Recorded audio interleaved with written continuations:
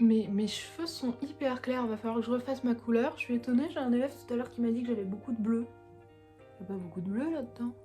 Bonjour à tous, c'est Mimi Laili. Alors, je vous ai fait un énorme bilan de mon année 2023, mais je ne vous ai pas parlé de mes meilleures lectures. J'ai fait l'ordre chronologique de toutes mes lectures, plus ou moins, et j'ai même pas vraiment parlé de ce qui a été pour moi un coup de cœur. L'année 2023, pour moi, ça a été une année un peu mitigée. J'ai pas eu de très bonnes lectures, j'ai eu un petit peu de mal à rentrer dans beaucoup de livres, parce que j'ai pas eu une super année personnellement, et du coup je pense que ça s'est ressenti dans ce que j'ai lu. Du coup, j'ai un certain nombre de livres qui ont été de très bonnes lectures, mais j'ai eu assez peu de coups de cœur. Mais commençons sans plus attendre, parce que sinon je vais encore parler pendant 107 ans. On va commencer par La de Manhattan, que j'ai lu cette année, qui est de Marine Duchemin. C'est un livre en auto-édition que j'ai beaucoup aimé. Je suis très peu fan de romance, c'est vraiment un genre qui ne me plaît pas beaucoup parce que j'ai l'impression que très souvent on est sur les mêmes choses, etc. Donc c'est un genre qui est assez difficile pour moi. Mais alors celui-là, je l'ai trouvé très bien écrit. Peut-être que le fait de savoir que c'est une autrice que je connais de loin, mais que je connais, ça m'a peut-être mis dans un bon mood pour lire son travail. Et je trouve que la couverture est magnifique. Je la trouve très belle. Derrière aussi. Au milieu, il y a une très belle illustration que franchement je trouve incroyable. Bref, je trouve que le travail d'édition est dingue. Si je dis pas de bêtises, Marine Duchemin, son travail c'est d'être correctrice, donc elle s'y connaît un peu dans les mots et la façon dont il faut faire les tournures de phrases, et du coup ça se voit et ça se sent. C'est très doux à lire, c'est très efficace. Alors il y a beaucoup de tropes qui moi me plaisent pas trop. Toute la partie jeune cadre dynamique, travailler dans New York, une ville super cotée, enfin bon bref, ça franchement moi ça me saoule un peu. Mais en fait, je me suis fait embarquer par la lecture parce que la plume de Marine Duchemin est très douce. Et j'y croyais, je croyais à leur relation. Et du coup, comme je croyais à leur relation, forcément c'était facile de le lire. Voilà, donc une petite pépite, c'est de l'auto-édition. Soutenons toujours les auteurs auto-édités quand ils font de très belles choses. Là, en l'occurrence, pour ceux qui sont des amateurs de romance, oui, lisons ça. C'est vraiment bien. Je continue. En toute fin d'année, j'ai terminé la saga de Josépha Juillet, que j'ai aussi mis en top 10 parce que j'ai pas su la départager avec celui-là. J'avais lu le tome 1 l'année dernière, pendant un voyage que j'ai fait pour aller voir ma sœur à l'autre bout du monde. Et j'étais peut-être pas dans le bon mood, donc j'ai attendu d'être dans un mood où j'avais envie de fantaisie et de fantastique pour lire la saga Terre des Ombres, et alors là j'ai adoré la suite de ma lecture. J'étais tellement à fond dedans, je les ai dévorés en fait, je les ai vraiment dévorés, je les ai lus sur toute la fin de l'année en décembre 2023 et c'était une très bonne lecture. Finir l'année avec ça, vraiment c'était hyper agréable. Je vous montre ici le tome 1, on a le tome 1 qui s'appelle donc La Nation des Bulles, où en fait on suit Adèle qui découvre qu'elle est chuchoteuse. Chuchoteuse, ça veut dire qu'elle peut parler avec les ombres, et dans ce monde, les ombres sont dangereuses, en tout cas dangereuses pour les humains, et donc ils vivent dans des bulles suréclairées et dans des villages suréclairés. Adèle est donc chuchoteuse, donc ça va être de son ressort à elle de faire en sorte que la paix entre le monde des humains et le monde des ombres puisse fleurir.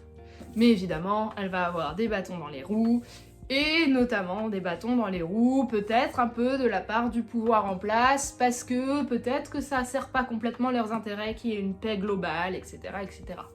Bref, donc ça c'est le tome numéro 1, et je vais pas spoil la suite, mais le tome numéro 2, donc l'univers des chuchoteuses, et le tome numéro 3 qui s'appelle la dynastie Puy-Vallée, voilà. C'était génial, vraiment c'était génial. On est un peu dans un espèce de mélange entre de la dystopie, de la SF, un peu de fantasy, parce que du coup toute la partie avec les ombres, ça fait un peu délire chamanique que j'aime beaucoup, et qui du coup moi m'a énormément happée. Toute la partie SF, moi en général c'est des choses qui me plaisent moins, mais alors là franchement foncez. Si vous aimez la fantasy, si vous aimez les univers dystopiques, ça c'est vraiment bien. Alors, ce sont des beaux bébés, hein, mais c'est vraiment bien. Josépha Juillet, c'est une autrice qu'il faut que je ziote avec plus d'intérêt encore. Je continue mon petit top du coup. Top 9, Guillaume Dussel, Chevalier Troubadour, la Workbook 1210, écrit par Jean Daillon. J'ai adoré cette lecture. C'est de l'historique, ça se passe pendant le Moyen-Âge, pendant les croisades. On suit Guillaume Dussel du coup qui est un chevalier qui veut protéger les habitants en fait du royaume et en l'occurrence du royaume de France. C'était vraiment trop bien. C'est très long à lire parce que c'est une aventure épique, vraiment une très longue épopée. Mais j'ai juste envie de continuer à lire les aventures de Guillaume Dussel parce que j'ai adoré à la fois le personnage, sa moralité, sa façon de se comporter avec les gens. Bref, j'ai trouvé ça génial et puis j'adore suivre une caravane de personnes qui avancent d'un endroit à un autre. Même si c'est pas de la fantasy, comme c'était complètement ma came parce que je suis hyper fan du Moyen-Âge. Et franchement trop bien. En top 8, j'ai mis la saga Fortil de Vanessa Altmeyer aux éditions Alterium. Alors, le tome 1 ressemble à ça. Ils sont tous un petit peu éclats parce que je les ai baladés partout. Elles m'ont mis, mais... Alors je dis elles m'ont parce que Vanessa Altmeyer était dans une convention avec sa sœur, elle faisait ça avec elle, mais elles m'ont mis plein de petits goodies, des découpes de petits dragons brillants, des marque-pages, enfin... Trop fan. J'ai des magnifiques dédicaces. Coup de cœur. Non seulement Vanessa Altmeyer est une personne, mais merveilleuse, mais alors sa saga, elle est trop bien. On parle de Lisa Kincaid qui retourne en fait chez sa mère en Écosse, dans un petit village paumé, et après avoir failli et fait un burn-out dans sa carrière de journaliste. Elle retourne travailler et vivre chez sa mère, mais elle est pas hyper à l'aise avec sa mère, elle est un peu en froid avec elle parce que sa mère se prend pour une sorcière, et Lisa elle y croit pas du tout. Mais on tombe dans la bitlite. Et encore une fois, je mets un truc de romance dans mon top alors que je lis pas de romance quasiment. Donc là, peut-être que c'est un genre qui est fait pour moi et juste j'aime pas les clichés, hein, c'est tout. Mais c'est trop bien. C'est trop bien, il y a des mystères, il y a des enquêtes, il y a des créatures fantastiques, ça parle de l'Écosse, il y a des relations entre les personnages qui sont bien décrites et qui sont intenses. J'ai adoré. J'ai adoré, faut que je lise la suite. Il y a une première saga en 5 tomes, donc... Voici le premier qui s'appelle Le foyer de cendres. La marque du destin, le tome 2. Le tome 3, Embrase la mort. Le tome 4, Femme de pouvoir. Le tome 5, La croix du corbeau. Et ensuite, on passe à Fortil Legacy, qui est donc la suite. Et autant dans le premier cycle, on est vraiment dans la vitilité, hyper concentré sur les relations entre les personnages avec des petites enquêtes.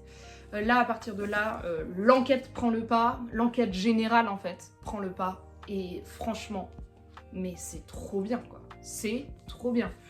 On sent que il y a plein d'idées pour rendre le monde hyper addictif. Il y a des clans qui se battent, il y a des...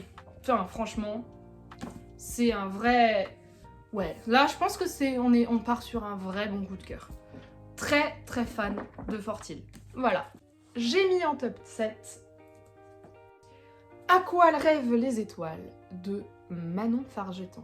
Alors, c'est du contemporain. On suit 5 personnages qui a priori n'ont pas trop de liens les uns avec les autres. Et leurs destins vont s'entrecroiser, ils vont se mêler d'une certaine manière. J'ai pas envie de trop en dire parce que c'est vraiment une découverte. Et quelle plume, quelle façon d'écrire. Encore une fois, les relations, moi je pense que c'est vraiment le point sensible sur lequel je suis intransigeante, c'est les relations entre les personnages. Et alors là, ça fonctionne si bien. Et c'est un roman choral. Et comme je le dis et je le répète, les romans chorales, c'est vraiment toute ma vie. J'adore ça, je trouve ça génial. Et là, c'est vraiment très bien fait. On passe d'un point de vue à l'autre. Donc franchement, si vous aimez le contemporain, si vous aimez les romans à plusieurs voix, celui-là, moi je l'ai lu, je crois, en même pas 2 jours, tellement j'étais à fond dedans. Trop bien. Trop bien. Top 6. Alors c'est un livre que je n'ai pas, mais alors là aussi on est sur un énorme coup de cœur. C'est Neverwhere de Neil Gaiman, qui est un fantastique qui se passe dans les rues et les sous-sols de Londres. un truc un peu grouillant, un truc un peu mystérieux, un peu malaisant quand on le lit. Et franchement, mais qu'est-ce que c'était bien! On parle d'un personnage dont je ne connais même plus le prénom, on en est là, mais qui va être confronté en fait à ce monde souterrain et qui va devoir s'en sortir. Et pour pouvoir s'en sortir, il va être obligé de faire des alliances improbables avec des gens hyper dangereux et d'essayer de survivre à d'autres personnes qui veulent sa mort et qui sont encore plus dangereuses que les autres. C'est hyper palpitant, je le résume très mal, mais j'ai pas envie de trop en dire parce que je me souviens plus exactement du point de bascule de pourquoi est-ce qu'il reste dans le monde souterrain et pourquoi on a besoin de lui là-bas. Mais il y avait une histoire de rencontre avec une jeune fille qu'il veut aider à tout prix et il n'y a pas de romance. Très agréable et très addictif de me plonger dans un truc un peu sale, un peu... Vous voyez ce que je veux dire comme ambiance, un peu de... J'irais pas jusqu'à dire désagréable, mais on sent qu'il y a un petit malaise quoi quand on le lit. Et franchement, mais vraiment trop cool. En top 5, j'ai mis Sous la porte qui chuchote de TJ Klune. Alors là, j'ai été complètement happée par Booktube. C'est complètement la faute de Booktube si j'en suis là. Mais quel coup de cœur! Encore une fois, relation avec les personnages qui sont incroyables. On est sur l'histoire d'un jeune homme qui meurt et qui passe la porte d'un salon de thé qui sert un peu d'entre-deux avant l'après la mort finalement. Et il va se passer tout un tas de trucs. C'est doux, c'est triste. Il y a le thème du deuil qui est apporté avec beaucoup de finesse. C'est joliment écrit. C'est très addictif. On a envie d'en savoir plus. On a envie de faire en sorte que ce jeune homme il devienne une meilleure personne en fait. Et encore une fois, je dois très mal le vendre. Mais qu'est-ce que c'était bien! Qu'est-ce que c'était bien! Et je suis tombée amoureuse de cette plume et je pense que là je vais me pencher sur le reste de ce que fait TJ Klune parce que j'ai adoré. Et donc pourquoi laisser passer le reste si j'ai adoré celui-là? Ensuite, en top 4, je pouvais pas passer à côté. Je suis même étonnée de moi-même qu'il soit pas plus haut parce que ça fait partie de mes révélations de l'année. La saga de l'Assassin Royal. Là aussi, les livres sont défonsax, hein, parce que je les ai trimballés partout. Regardez-moi cette bordure là. Oh là là là là, n'importe quoi. J'ai adoré cette histoire. On parle de Fitz, qui est le fils illégitime de Chevalerie. Chevalerie qui est normalement destinée à prendre le trône. Sauf que Chevalerie abdique et son fils est envoyé au palais, alors qu'au même moment, Chevalerie est attaqué et tué. Fitz arrive au palais de son grand-père, le roi, et va devoir, pour pouvoir se faire une place dans la cour, légitimer un petit peu le fait qu'il existe et qu'il soit là, et pour ce faire, le roi va faire de lui son assassin personnel. Évidemment, ça ne se sait pas, c'est un secret, il va se faire prendre en aile par Ombre, qui est l'assassin officiel actuel du roi. Et on va suivre les aventures de Fitz tout au long de sa préadolescence, adolescence, début de vie d'adulte. C'est trop bien. C'est très lent. Il faut aimer les histoires qui prennent leur temps, qui mettent le temps de poser le décor. La fantasy très complexe, compliquée, avec beaucoup de thématiques, de complots politiques, de créatures mythologiques. Un monde hyper vaste, une carte très grande, enfin... Moi j'ai adoré parce que c'est complètement ma came. Et je veux lire la suite. Et en plus, ce qui a fait, je pense, que j'ai encore plus adoré cette saga, c'est que pendant que moi je lisais la version papier, mon chéri, il écoutait la version audio. Donc on pouvait en parler et on hypait en fait. Alors on avait quoi, 1 ou 2 chapitres d'écart à chaque fois. Des fois c'était moi qui étais en avance, des fois c'était lui qui était en avance parce que lui il les écoutait en allant au travail, enfin bon, bref. Et du coup c'était hyper hypant parce qu'on passait notre temps à ah oui t'en es là, ah oui non mais alors je vais pas parler de ça parce que sinon tu vas te faire spoil, ok alors et qu'est-ce que c'est ton débriefing? Franchement trop bien. Je vais lire Les Aventuriers de la Mer cette année, mais pareil, j'aimerais attendre que mon chéri soit dans le mood pour lire la version audio. Comme ça, on pourra faire la même chose et continuer de s'auto-hyper ensemble. Ensuite, top 3. Là, on arrive sur les vraies merveilles de l'année, finalement. Le top 3, c'est ce magnifique petit livre. Qui n'est pas très long à lire, hein, qui est un livre de poésie, qui s'appelle Laura Lizzie et les hommes gobelins, édité aux éditions La Ville Brûle. Regardez-moi ce magnifique objet de livre, c'est incroyable. Je suis très fan de l'intérieur, de la couverture. Je sais pas si ça se voit très bien, mais c'est du tissu. Il y a des illustrations faites par Digli. Alors attendez, je m'y prends très mal. Hop, voilà, ce genre de choses. Voilà, c'est un très beau livre. C'est une traduction libre de Clémentine Beauvais d'un poème érotique qui date du début du 19e siècle, il me semble, par Christina Rossetti, qui est une autrice et une poétesse anglaise. Enfin, qui était, du coup. Le poème en lui-même, il est très beau et très prégnant et... Il y a ce truc très érotique et en même temps très caché par des métaphores et par des comparaisons. Alors non, pas de comparaison, des personnifications et des métaphores principalement. Qui rend le poème très mystique avec un certain nombre de niveaux de lecture, je trouve. Et en même temps hyper parlant, quoi. C'est très descriptif, du coup. C'est vraiment bien. Faut aimer la littérature érotique et la poésie parce que c'est vraiment exactement ça. Mais c'était vraiment bien. La traduction de Clémentine Beauvais est une perle. Je trouve que c'est vraiment très bien traduit. Il y a aussi la version originale. Je suis pas hyper méga douée en anglais. Je lis très peu, enfin voire pas du tout en VO en fait. Parce que j'y arrive pas, j'ai tendance à faire des contresens en fait. Donc ça sert à rien. Et c'est vraiment un effort pour moi. J'ai pas envie que la lecture devienne un effort pour moi.